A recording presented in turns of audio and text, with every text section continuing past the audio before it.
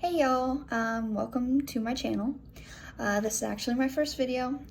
Mainly going to talk about pregnancy, baby 101, lifestyling, dealing with your annoying husband, first few months of having a baby around and him around. But today I want to talk about Bell's palsy and being pregnant with Bell's palsy. So back in April, I was 9 weeks pregnant at the beginning of April, and I went into the doctor's, actually sick hall. I'm in the Army.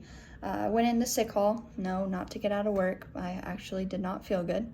Went in for ear pain, and I thought I was just getting an ear infection because I've had them before, but come to find out, it was an onset symptom of Bell's palsy. So then when the doctor started to have me smile, blink my eye, make some movements with my face, he could tell that something was wrong. Half my face wouldn't work. So I was upset, didn't know what happened. I didn't have any other symptoms, but they said that it's not common, but it can happen in pregnancy. They wanted to wait to put me on a steroid. I refused. I wanted to take the steroid right that moment to get the process of recovery going. And they went ahead and they let me start taking steroids, even though I was 9 weeks and not 10 weeks, which is what they recommend. Fast forward 9 months later, I still have Bell's palsy. I gave birth about 4.5 weeks ago, so baby's just over a little month old, perfectly healthy, but my face has not gone completely back to normal. I went to a neurologist that specializes in obviously this, and he said that more than likely this is how it's going to be forever. It's nothing I did wrong, it's just your hormones, or a virus or whatever. I was never sick, just like I said, had that little ear pain.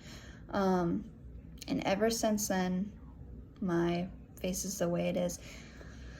It's been difficult. Self-image is important to me, especially, while you're wearing the uniform.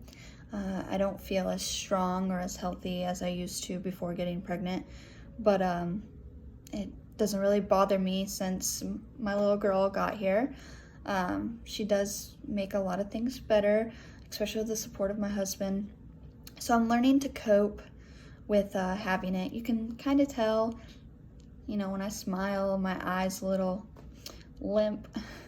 But more than likely, this is my image for the rest of my life. But with the help of my husband, I'm learning to cope with it. He calls me pretty, beautiful, even on my worst days. It's definitely something you have to have, you have to be strong, I guess you can say. I went from having a beautiful smile, love doing my eye makeup, to now I don't wear makeup at all and I have a crooked ass eyebrow. But it is what it is, and as long as my little girl grows up to be absolutely beautiful and gets her mama's looks, I could care less about the way I look.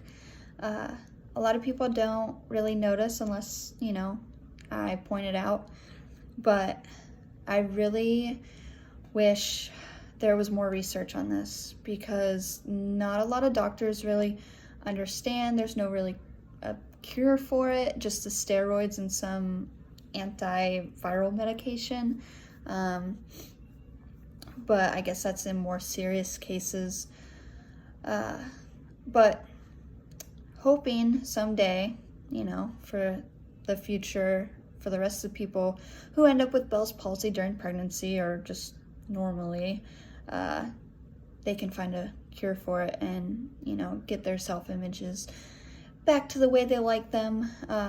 So that's me living with Bell's palsy. If you have any questions, comment below. Thanks.